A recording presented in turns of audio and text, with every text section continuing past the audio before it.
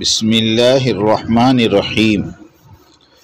دعوت کی بصیرت داعی کبیر حضرت مولانا سعید احمد خان صاحب مہاجر مکی رحمۃ اللہ علیہ کے اہم بیانات کا مجموعہ، جلد نمبر اول صفحہ نمبر 41۔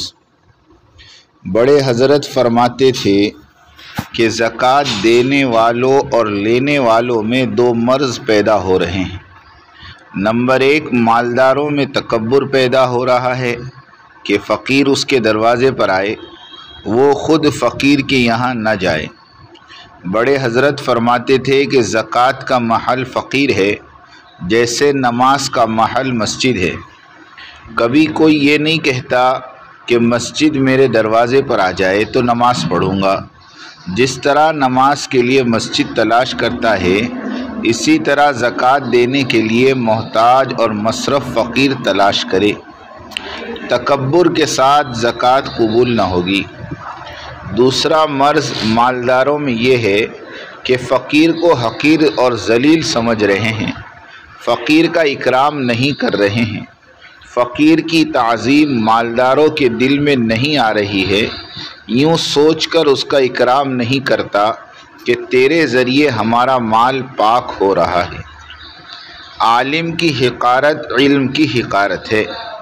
اگر مدرسے والا عالم چندہ کر رہا ہے، کسی کے دل میں اس کی حقارت ہے، تو عالم کی حقارت علم کی حقارت ہے، قرآن اور حدیث کی حقارت ہے۔ مدرسے والوں کی حقارت مالداروں کے دلوں میں پیدا ہو رہی ہے۔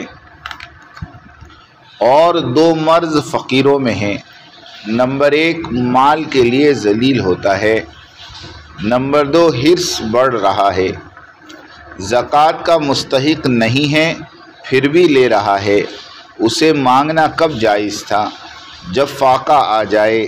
اگر ایک وقت کھانے کو نہیں اور فاقہ ہو جائے اور برداشت نہ ہو، تب مانگنا جائز ہے۔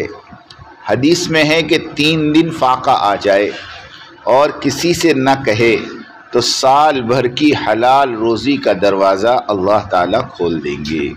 کتنی بڑی بات ہے، دیکھو حدیث میں ہے کہ 3 دن کا فاقہ آ جائے اور کسی سے نہ کہے تو سال بھر کی حلال روزی کا دروازہ اللہ تعالیٰ کھول دیں گے۔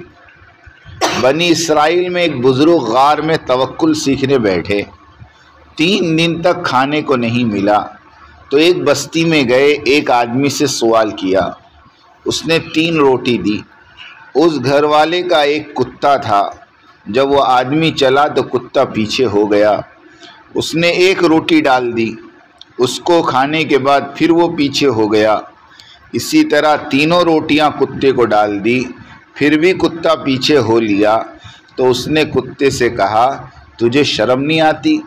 3 دن کے بعد 3 روٹی ملی، وہ بھی تو کھا گیا۔ کتے نے کہا، مجھ کو تو شرم نہیں آئی، تجھے شرم نہیں آئی کہ میرا مالک مجھے کبھی دیتا ہے کبھی نہیں دیتا، میں تو اس کا گھر چھوڑ کر نہیں جاتا، اور تو نے اللہ کا گھر چھوڑ دیا۔ توکل اتنا آسان نہیں ہے۔ اللہ تعالیٰ اسباب میں 3 امتحان لیں گے، ورنہ بغیر اسباب کے حضرت مریم علیہ السلام کے پاس بے موسم پھل پہنچا دے، بغیر اسباب کے حضرت عیسیٰ علیہ السلام کے لیے آسمان سے دسترخوان اتار دی، اور بغیر اسباب کے اللہ فرشتوں کو پال رہے ہیں۔ جنت والوں کے بھوک اور پیاس کے اسباب ہٹا کر جہنم والوں پہ ڈال دی۔ دعوت میں سب سے پہلے ایمان سیکھنا ہے۔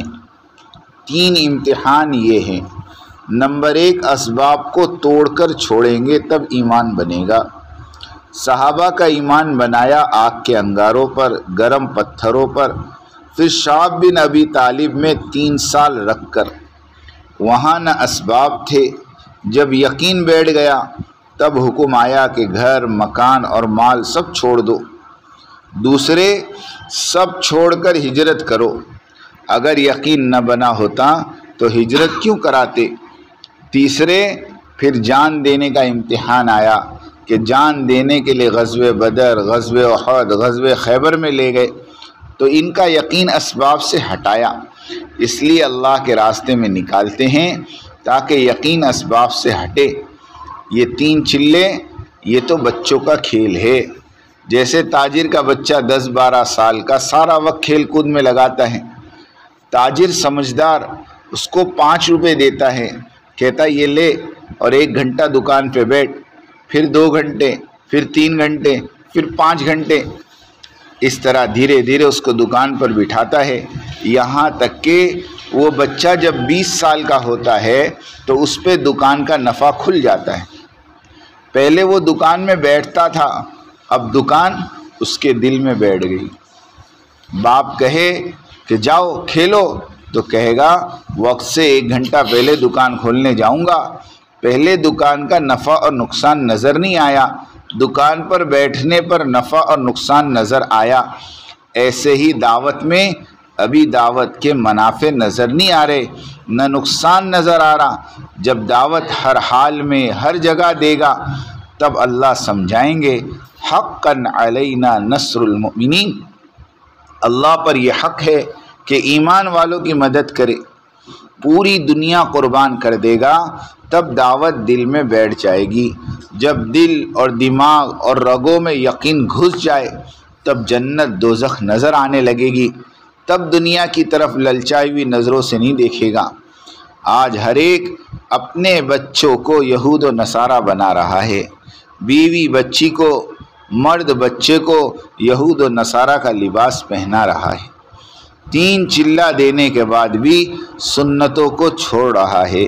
یا ایھا الناس اتقوا ربکم واخشوا یوما لا یجزی والد عن ولدہ ولا مولود هو جاز عن والدہ شیئا ان وعد اللہ حق فلا تغرنکم الحیاۃ الدنیا ولا یغرنکم باللہ الغرور۔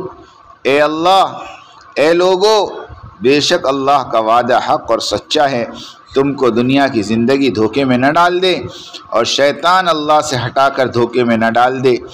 آج دنیا اللہ کو، فرشتوں کو، جنت اور دوزخ کو بھلا رہی ہے، امہات العقائد کمزور ہو رہے ہیں۔ ہم کہہ رہے ہیں آمنت باللہ، میں اللہ پر ایمان لایا، یہ بچوں کی طرح کہہ رہے، مگر دل پر اثر نہیں کہ کیا کہہ رہے۔ اللہ اکبر زبان سے کہہ رہے ہیں اور دل اللہ اکبر نہیں کہہ رہا۔ اللہ اکبر کہنے کے وقت پہلے یہ سوچ لو کہ کس کے سامنے کھڑا ہوں۔ اللہ اکبر کی تعظیم نماز کی نیت کے وقت دلوں میں نہیں ہے۔ عرب میں امام سووا صفوفکم، صف برابر کر لو، عجم میں یہ کہنا ختم ہو گیا۔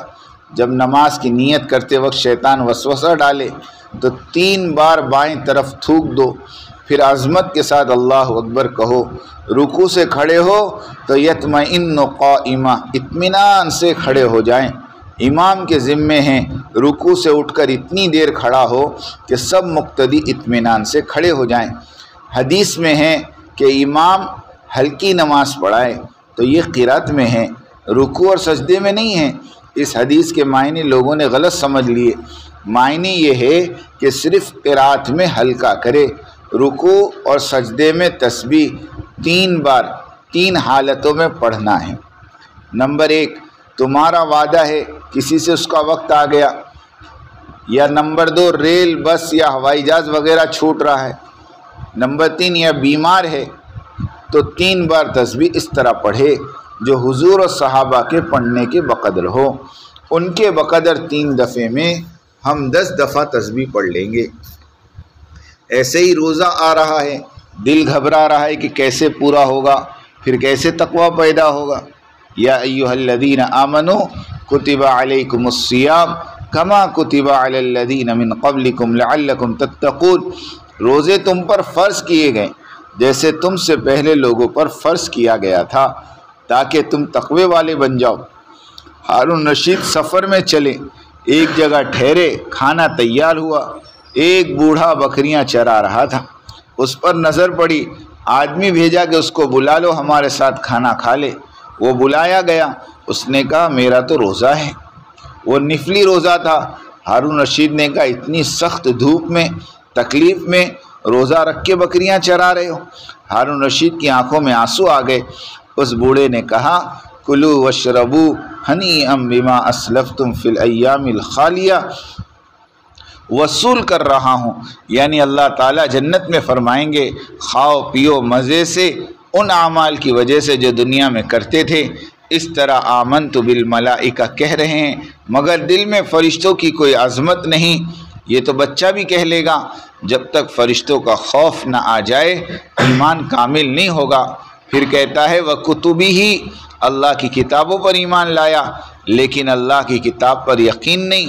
अल्लाह की किताबों पर यकीन या दुनिया के उलूम पर किस पर इज़्ज़त मिलेगी? दिल में किसका यकीन है? हदीस में है बेशक अल्लाह ताला कुरान के ज़रिए बहुत से लोगों को बुलंद मर्तबा करता है और बहुत से लोगों को ज़लील करता है। यानी जो कुरान पर अमल करते हैं वो इज़्ज़त पाते हैं, उनके दर्जे बुलंद होते हैं, और जो अमल नहीं करते वो ज़लील होते हैं, पस्त होते हैं। क्या इस पर यकीन है? अल्लाह के वादों पर यकीन है? कुरान और हदीस वादों से भरी हुई है। क्या अल्लाह की पकड़ का यकीन है? कुरान पढ़ने से पहले दुआ मांगो, ए अल्लाह ये हिदायत की किताब है, तू हिदायत दे दे, आखिरत की तरफ दिलों को फेर दे। फ़बिहुदा मुक़्तदी, अम्बिया अलैहिमुस्सलातु वस्सलाम के तरीक़े का इत्तिबा और इक़्तिदा करने वाला बना दे। जब तक किताबों पर यकीन नहीं आएगा ईमान कामिल नहीं होगा। वल यौमिल आखिर, और ईमान लाया मैं क़यामत के दिन पर, उसका यकीन है। जब तक आखिरत का खौफ ना आ जाए ईमान कामिल नहीं होगा। एक दफ़ा बम्बई से जमात के साथ हम आ रहे थे, रेल में तालीम करके दुआ करके फ़ारिग हुए तो 3 सिख भी तालीम में शरीक थे। एक सिख ने कहा मेरा कलमा सुन लो, फिर उसने कलमा सुनाया, सूरह फातिहा सुनाया और कहा कि क्या मैं मुसलमान हो गया? मैंने कहा नहीं। तो उसने कहा आज के मुसलमान हमारी तरह है। सरदानन इतना अच्छा कुरान पढ़ता था, किरात करता था कि बड़े बड़े कारी साहब उसके सामने शर्मिंदा हो जाते थे, हालांकि वो हिंदू था। अल्लाह पाक हम सबको अमल की तौफीक अता फरमाए।